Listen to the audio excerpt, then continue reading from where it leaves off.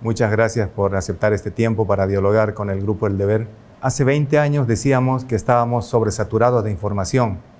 Hoy probablemente esa realidad se ha multiplicado por millones de veces. ¿Cuál es el tiempo que estamos viviendo en el mundo? Bueno, yo creo que estamos saturados de desinformación, sobre todo en este momento, ¿no? No, yo creo que estamos en un momento interesante y también peligroso, ¿no?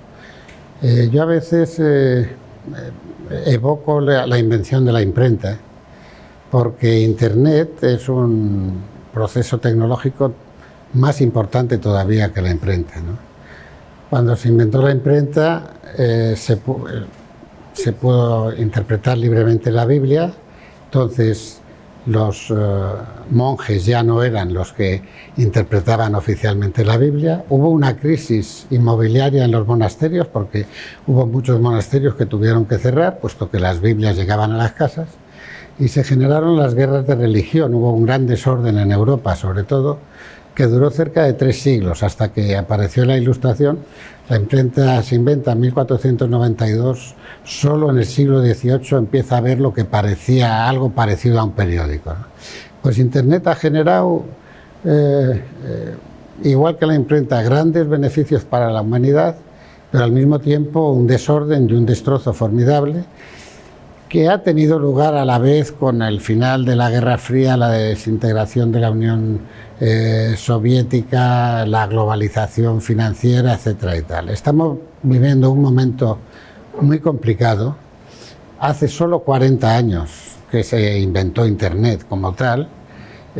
No digo que vayan a pasar 3 siglos hasta que pongamos orden en el mundo, pero todavía va a pasar un tiempo. Y lo que estamos viendo es que las noticias que no son noticias, los bulos, los rumores, las fake news, la polarización política, las crisis de las democracias representativas, el retorno ahora a la Guerra Fría y a la guerra abierta, en el caso de Ucrania, pone de relieve que no somos capaces de ordenar el mundo después de la caída del muro de Berlín.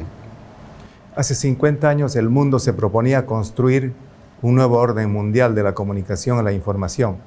Y usted nos viene a hablar ahora del gran desorden global. ¿En qué consiste ese desorden? Bueno, fundamentalmente en algo muy positivo. Y es que antes fundar un periódico era un esfuerzo tremendo. Se necesitaba no solo financiación, era un proceso industrial formidable. Las ciudades crecían en torno a las empresas de periódicos. El New York Times dio el nombre a Times Square en Nueva York. En Madrid el periódico tradicional, que era el ABC, pues está en lo mejor de Madrid, en la calle Serrano y la calle Castellana, el antiguo edificio. Es decir, que las ciudades crecían en torno a los periódicos. Ahora todo el mundo puede decir lo que quiera y puede expresar lo que desee, pero claro, también puede decir mentiras o generar bulos o barbaridades, ¿no?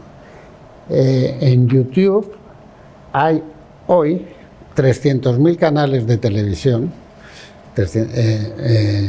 que tienen más de 100.000 suscriptores cada uno de ellos, 300.000. Y hay 5.000 millones de personas que usan normalmente Internet en el mundo. En la mayoría de los países desarrollados, el 80 al 90% de la población usa Internet. En Bolivia debe estar cerca del 60% ya de la población que usa Internet. Es decir, que prácticamente el 70% de la población mundial está en Internet. Y aunque hay censuras y barreras, esto está generando lo que iba a ser una conversación global y que se está convirtiendo en una disputa global. ¿Le hace bien a las democracias esta profusión en los números que usted habla de canales, de medios? Bueno, vamos a ver, la democracia, Internet genera más igualdad en la capacidad de expresión y más oportunidades. Desde ese punto de vista, debe y puede ser un elemento democrático. Pero lo que está sufriendo es la democracia representativa. El sistema de las democracias representativas que apenas dura un siglo, porque teóricamente dura 2, pero solo hace un siglo que las mujeres empezaron a tener voto en el mundo, pues el sistema de la democracia representativa respondía al periodo industrial, a la democracia industrial. La sociedad digital es una sociedad mucho más compleja, mucho más atomizada, mucho más caótica, mucho más paradójica. Han desaparecido las jerarquías.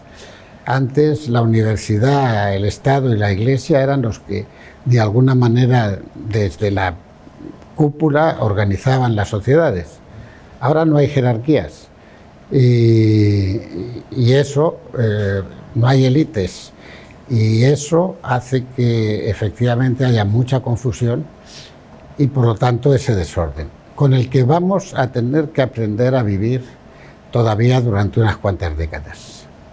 Usted en su libro Caos, el poder de los idiotas, habla de la mediocridad de gran parte de la clase política. ¿Cómo observa esa condición de idiotez en América Latina? ¿También tenemos gobernantes idiotas por acá?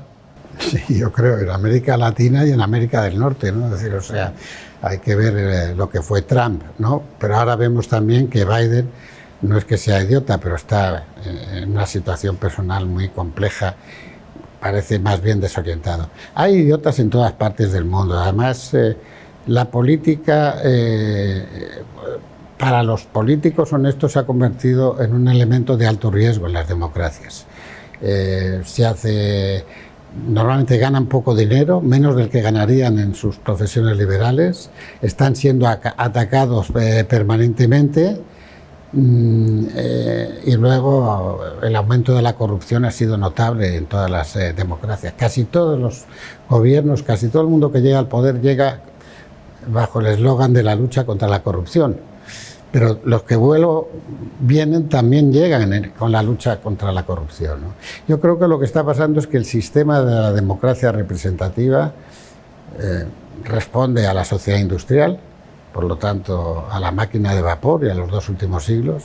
La sociedad digital necesita otro tipo de organización y tiende hacia la democracia asamblearia. Lo que pasa es que la democracia asamblearia es rehén del populismo, de la demagogia y de cosas que parecían que debían desaparecer de la representatividad política. ¿Hay nuevas dictaduras en este tiempo y no necesariamente con bota militar? Sí, hay nuevas dictaduras. Hay lo que ahora se llama adocracias. Por ejemplo, se dice que Putin es un adócrata. ¿Qué es un adócrata? Pues alguien que piensa que el fin justifica los medios. Es decir, respeta ciertas formalidades. Todavía en Rusia, todavía hoy en mitad de la guerra, hay ciertas disidencias, aunque luego los llevan a todos a la cárcel, etc. Pero ni siquiera la línea de mando es objetiva. Es decir, es una forma de corrupción en la que los plutócratas, los amigos, los familiares, etcétera y tal, son más importantes que las jerarquías de la burocracia, ¿no? Esta adocracia, que significa que el poder, con tal de conseguir algo que piensa que es bueno, a lo mejor, y incluso puede que sea bueno para la población, no necesita cumplir las reglas establecidas, pues hace que el Estado de Derecho perezca, y sin Estado de Derecho no hay democracia. Muy bien. Hablemos de medios. ¿Son los sistemas de suscripción y de pago la tabla de salvación de los medios de comunicación tradicionales que hoy viven una severa crisis económica? Vamos a ver, yo siempre me he preguntado qué hace una cosa que se llama medio de comunicación, en una sociedad como la digital, que es una sociedad desintermediada, que no necesita mediadores. Antes los periodistas, como decía el fundador de la República de Roma, éramos gente que contaba a la gente lo que le pasaba a la gente. Ahora la gente lo cuenta a ella. La mayoría de los scoops fotográficos o televisivos están hechos con los teléfonos móviles por los propios que han vivido el acontecimiento, que no son periodistas ni tienen especial formación, etcétera y tal, para chequear fuentes, etcétera. Por lo tanto, los medios como tales están desapareciendo. Y lo que hemos visto es que las enfermedades y las desviaciones de las redes sociales han contagiado más a los medios tradicionales, que los medios tradicionales en cambio no han podido contagiar o enseñar o arropar a las redes sociales para que no cometan los desatinos que hay, ¿no? Si uno ve lo que sucede, pues lo que sucede es que el más famoso en Instagram es un futbolista, que es Cristiano Ronaldo, y luego es una miembro de la familia de los Kardashian, ¿no? Y están en los 400, 300 y pico millones de seguidores. No vemos intelectuales, ni políticos, ni empresarios, ni líderes sociales o de cualquier otro género que tengan ese número de seguidores. Entonces, si eso se contagia al comportamiento de los medios, pues vemos que hay un futuro difícil para ellos. Está el tema de la publicidad. La publicidad ha desaparecido prácticamente de la prensa escrita. El 80-85% de la publicidad de los medios como tal está absorbido por Facebook y por Google, por Instagram y por YouTube, que pertenecen a su vez a Facebook y a Google. Y por lo tanto los medios tradicionales cada vez cuentan con menos medios económicos para informar sobre el terreno, para formar a los periodistas, para remunerarles como es debido. Y el periodismo se está convirtiendo, el periodismo clásico se está convirtiendo cada vez más en una excepción y en una especie de acto heroico. La cantidad de corresponsales de guerra o de enviados especiales a lugares de conflicto que ni siquiera pertenecen a una plantilla de un periódico, que son freelancers o autónomos que venden y que van ahí porque creen en lo que hacen y porque saben que están cumpliendo una obligación y un deber social, ¿no? Entonces hay una crisis muy fuerte en la prensa escrita. Además, la gente cada vez lee menos. La transformación de la prensa escrita hacia la prensa digital ha sido y es una dificultad, porque Arianna Huffington empezó el Huffington Post ella sola en su casa, y además puso su nombre o el de su marido como titular del periódico, ¿no? Un periódico tradicional, grande o pequeño, es siempre un complejo industrial. Tiene una sede grande, una redacción estable, tiene una cantidad de condicionamientos que no tienen los emergentes diarios digitales, ¿no? Y que a su vez muchos de ellos tampoco tienen el valor fundamental de la profesión, que se refiere a la independencia. Entonces los medios digitales y las redes sociales están siendo penetrados por sistemas de coimas, sobornos. En España ha habido durante mucho tiempo grandes empresas que han pagado a los medios digitales no para que hablaran bien de ellos, sino para que no hablaran de ellos, ni bien ni mal. ¿Cuál es el futuro entonces de los medios de comunicación? Hay una figura que parece un poco una figura de terror, y es que las grandes cabeceras del mundo han empezado a vender sus emblemáticos edificios. Le pasó a Prisa en España, le pasó a medios en Perú, en varios países de América Latina. ¿Cuál es el futuro entonces de los medios en este escenario tan complicado? El futuro de los medios, si yo lo supiera, probablemente me podría hacer millonario y además me daría... yo creo que siempre va a haber periodismo profesional. Es decir, siempre va a haber, como decía Scalfari, gente que le explique a la gente lo que le pasa, que les dé el contexto, que lo haga de manera independiente, razonada y fundamentada, que tenga fuentes a las que protege y que no sirva a los intereses de unos ni de otros, ni del poder ni de la oposición, que sirva a los intereses de sus seguidores, de sus lectores. Los medios tradicionales pertenecen a sus lectores o a sus televidentes o a sus oyentes, ¿no? Y creo que eso va a seguir existiendo, y de hecho hay algunas experiencias en las redes muy importantes.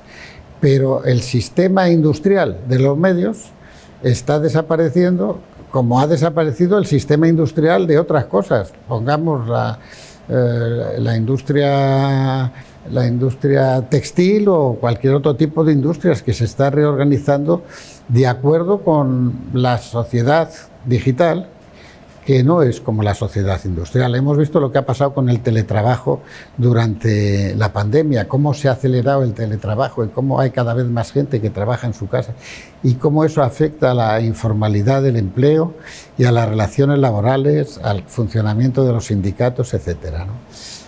Como digo, tenemos que ir descubriendo eso, pero también pienso que efectivamente tenemos que luchar porque haya un liderazgo intelectual, no solo en los medios, en la educación, es decir, porque haya gente que piensa y que es independiente de su pensamiento y que es capaz de razonar sobre lo que le pasa al mundo y lo que debería hacerse para corregir sus yerros.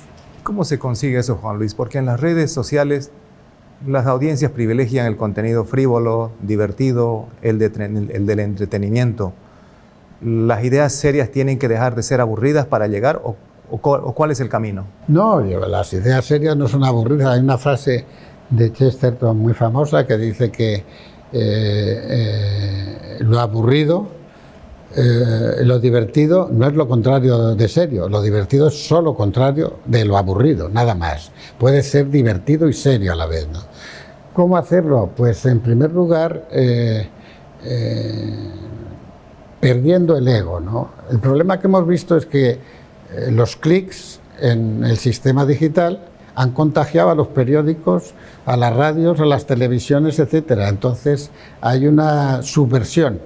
Lo importante no es cuánta gente te lee, es mucho más importante qué gente te lee. Quiénes son los que toman las decisiones en los países, en las empresas, en el sistema educativo, etcétera, que pueden entablar un verdadero diálogo y una controversia real, ¿no? Por eso digo que Internet es un fenómeno democrático inicialmente, pero ha generado un caos. Ha generado un caos, vuelvo a decir, como el que generó la imprenta en su tiempo. Y tenemos que aprender a reorganizar esto sin tratar de reproducir el pasado. Antes me preguntaba por la transformación de los medios tradicionales en medios digitales.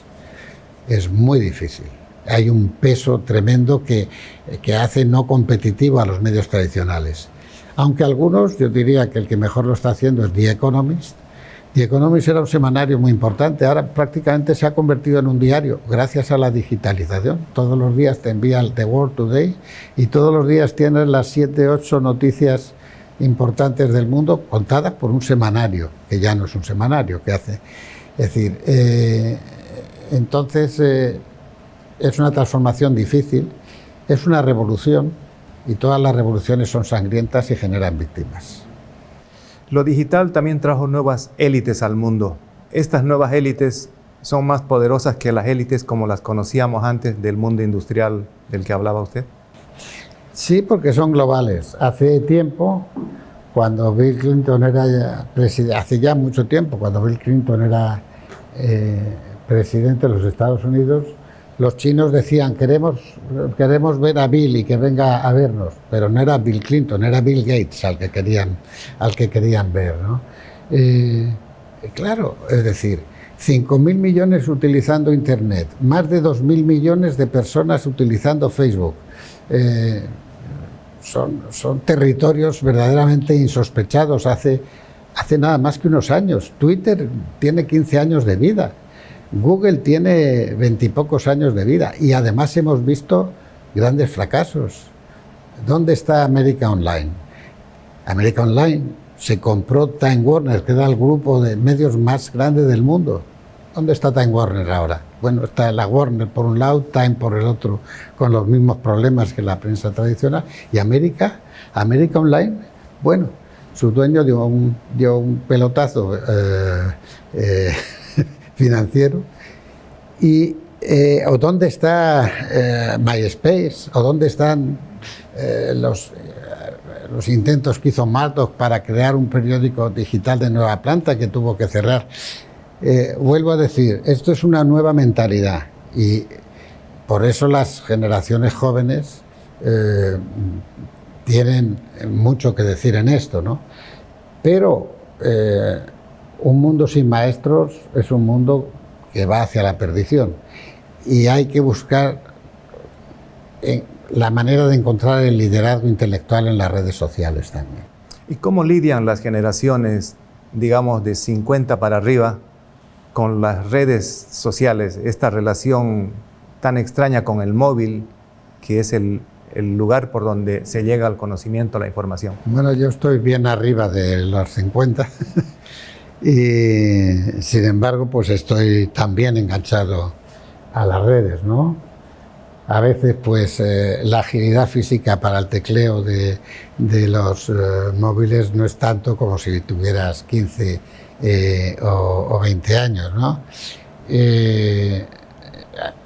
En Madrid hay un hecho muy curioso, es decir, los bancos están cerrando las sucursales y entonces están queriendo que la gente utilice los móviles, las computadoras para relacionarse con el banco. Claro, una gran cantidad de clientes de los bancos son los pensionistas, que acostumbraban a ir a la sucursal a cobrar su pensión todos los meses a final y ahora ni pueden cobrar la pensión ni están abiertas las sucursales y tal, ¿no? Y ha habido un problema al respecto, un problema social, ¿no? Pero como decía uno que encabezó un movimiento de los mayores de protesta por las presiones que hacían los bancos, decía: soy mayor pero no soy idiota y yo sé también cómo manejar un teléfono móvil. Yo creo que hay que hacer de todas maneras formación a quienes no han tenido la oportunidad de empezar en sus años jóvenes a utilizar estos cacharros y explicar. Y luego hay que decir que también hay que hacer un esfuerzo por parte de muchas empresas y por parte de la administración pública, ¿no? Porque, por ejemplo, ahora sacarse un billete de tren en España, del AVE, a través de la red, es mucho más difícil que hacer una maestría en Harvard, ¿no? Es decir, o sea... Se están aplazando los estados en la revolución digital. Claro, aparte de eso, los estados están perdiendo sus contornos, ¿no?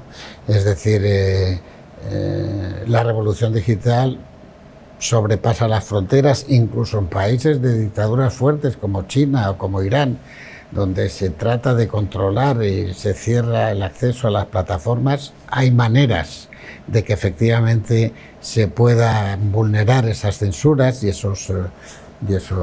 Hay una cosa importante que me dijo un día, para entender este mundo, que me dijo un día el representante de una empresa tecnológica de China, y que me dijo dónde estaba la Guerra Fría en este momento. Me dijo: mira, Estados Unidos, 350 millones de habitantes, Europa Occidental, 550 millones de habitantes, China, 1.700 millones de habitantes, India, 1.500 millones de habitantes. Para competir o con China o con India o con los dos a la vez, Estados Unidos necesita los datos de los 550 millones de europeos. Los datos son el oro del siglo XXI, es la riqueza del siglo XXI. Y por eso quieren echar a las empresas chinas de las redes de transmisión en Europa, porque los Estados Unidos necesitan los datos de los europeos si quieren competir con China. Para ir cerrando, Juan Luis, ¿quién marca la agenda del mundo actual? En el pasado eran naturalmente los medios escritos. Hoy, ¿quién la marca? Bueno, hoy la agenda la están marcando el pensamiento militar, ¿no? Creo que es muy preocupante ver los fenómenos que ha desatado la invasión de Ucrania por parte de Rusia. Hay que decir que no es la primera invasión extranjera de una potencia extranjera sobre otra que hemos visto. Que yo recuerde, los Estados Unidos invadieron República Dominicana, Panamá, la isla de Granada, la OTAN bombardeó Serbia y la antigua Yugoslavia, Rusia y Turquía están en Siria, están en Libia, hubo la invasión de Irak y hubo la invasión de Afganistán, primero por parte de Rusia, luego por parte de los Estados Unidos y la OTAN. Ya vemos con qué efectos, pero en este momento hemos visto que la criminal agresión de Putin contra Ucrania, lejos de generar un esfuerzo de los países democráticos porque haya un alto el fuego, lo que hemos visto es que el pensamiento bélico se ha adueñado incluso de las mentes más lúcidas. Incluso el Papa, que pedía que hubiera intentos de diálogo para que hubiera un alto el fuego y que no muriera más gente, etcétera, fue criticado, y además tuvo una protesta oficial el Vaticano del ministro de Asuntos Exteriores de Ucrania. Y la Unión Europea ha perdido voz, ahora la está tratando de recuperar, porque la reemplazó la NATO como la voz de Europa en ese momento. Yo creo que estamos en un momento muy peligroso, porque el pensamiento militar, si pensamiento y militar son dos palabras que puedan ir fácilmente juntas, está sobrepasando a los intentos diplomáticos de diálogo y políticos. Hay que esperar a ver cómo termina la guerra de Ucrania. Todas las guerras terminan antes o después, pero no sabemos cuándo ni cómo, ¿no? Y hay que ver que efectivamente, independientemente de que hay que condenar la agresión injusta, criminal, y hay que castigar a Rusia y al gobierno ruso por lo que ha hecho, ¿cómo hacemos para que esto no degenere en una confrontación mundial mucho más grave que afecte al bienestar y al futuro de los pueblos de todo el mundo? ¿Todavía sigue siendo el periodismo el mejor oficio del mundo? Bueno, no sé si es el mejor, porque yo es el único que he practicado. Llevo 60 años practicando el periodismo, y además el periodismo escrito en los periódicos, porque aunque he estado en las televisiones y radios y otras cosas, realmente yo soy realmente son los periódicos escritos lo que ha sido mi profesión. Y a mí, no sé si me parece el mejor oficio del mundo, pero yo estoy de acuerdo con García Márquez, que así lo definió, y añado una cosa: es un oficio en el que se muere con las botas puestas. Con las botas puestas. Por cierto, he leído que usted está formalmente jubilado, pero yo leo sus columnas regularmente. Hace 2 años escribió un libro. Hace 2 semanas lo he visto haciendo una entrevista al presidente de República Dominicana. ¿Esa es la manera de jubilarse? Bueno, trabajo mucho más desde que me jubilé y abandoné la presidencia de Prisa hace 4 años. Trabajo mucho más ahora y gano mucho menos, pero soy dueño de mi tiempo y sobre todo soy enormemente libre por 2 razones. No dependo de nadie y nadie depende de mí. Mis decisiones no afectan personalmente a la vida de las gentes, de los trabajadores, de los equipos, de los lectores, etcétera y tal, ¿no?